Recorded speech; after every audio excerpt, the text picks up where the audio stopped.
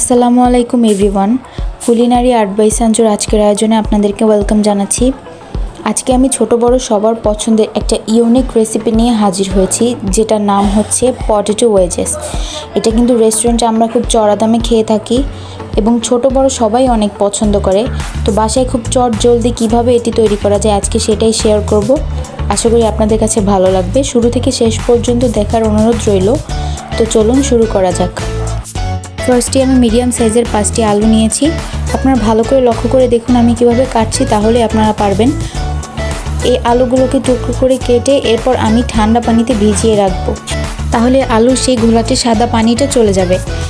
এবার সবগুলো আলু কেটে আমি একটা পাত্রে নিয়ে নিচ্ছি। তারপর এখানে ঠান্ডা পানি অ্যাড করব। আপনারা ঠান্ডা পানি অথবা বরফ অ্যাড করতে পারেন। আমি ঠান্ডা পানি অ্যাড করেছি এবং সাথে বরফ দিয়েছি যাতে অনেক বেশি ঠান্ডা হয়। এরপর এটাকে ভিজিয়ে রাখবো 30 মিনিটের জন্য। ততক্ষণে আমি ব্যাটারটা তৈরি করে নিচ্ছি। এখানে আমি আটা নিয়েছি 1/4 কাপ।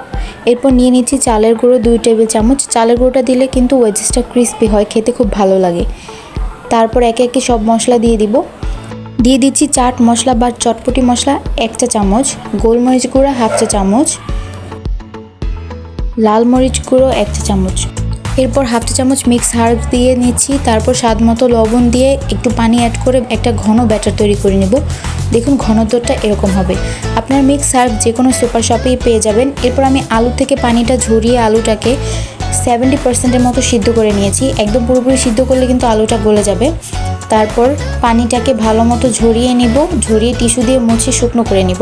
এরপর ব্যাটারের মধ্যে একটা একটা আলু দিয়ে ডুবিয়ে তারপর তেলে ছেড়ে ভাজতে হবে। দেখুন আমি কীভাবে ভেজে নিচ্ছি। চেষ্টা করবেন মিডিয়াম আঁচে ভাজার, তাহলে আলুটা খুব ক্রিস্পি হবে এবং খেতে সুস্বাদু হবে। ভাজা হয়ে গিয়েছে, এবার নামিয়ে নিচ্ছি। ব্যাস তৈরি হয়ে গেল খুব মজাদার পটেটো ওয়েজেস। আমি এটাকে মেয়োনিজ দিয়ে সার্ভ করেছি। এই মেয়োনিজের রেসিপিটা কিন্তু আমার চ্যানেলে আছে, আপনারা অবশ্যই দেখে আসবেন। আমি আপনাদের সুবিধার জন্য লিঙ্ক ডেসক্রিপশনে দিয়ে দিব।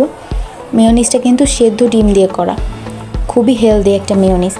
এবার আমি একটা ওয়েজেস ভেঙে দেখাচ্ছি। আপনাদের এই রেসিপিটি যদি ভালো লাগে তাহলে প্লিজ আমার চ্যানেলটি সাবস্ক্রাইব করবেন এবং আমার রেসিপিটি শেয়ার করে দিবেন। আমাকে জানাবেন আপনারা কীরকম রেসিপি দেখতে চান, আমি অবশ্যই শেয়ার করার ট্রাই করব। এবং একটা লাইক দিতে কিন্তু অবশ্যই ভুলবেন না। আর আপনারা কমেন্ট করে জানাবেন কেমন হয়েছে। আপনাদের একটা লাইক এবং কমেন্ট আমাকে কিন্তু অনেক বেশি উৎসাহ দেয়। দেখুন ভিতরটা কিন্তু কীরকম সফট এবং উপরটা ক্রিস্পি হয়েছে। তো আমি আবারও হাজির হয়ে যাব নতুন কোনো রেসিপি নিয়ে। এতক্ষণ আমার সাথে থাকার জন্য অসংখ্য ধন্যবাদ। আল্লাহ হাফেজ। আসসালামু আলাইকুম।